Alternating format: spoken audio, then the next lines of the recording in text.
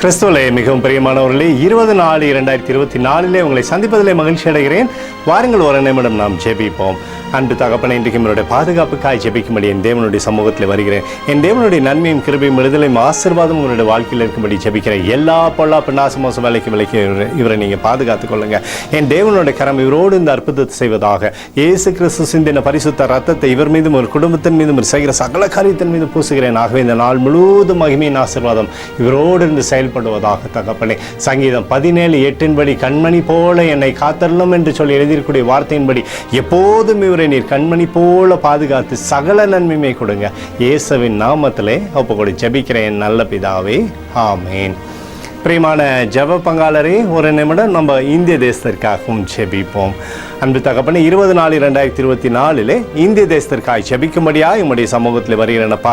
தேசத்தை நீர் நன்மையினாலே திருப்தியாக்கும்படியாய் ஜெபிக்கிறேனப்பா. வருகிற பாராளுமன்ற தேர்தலில் என் தேவனுடைய கரம் இருப்பதாக.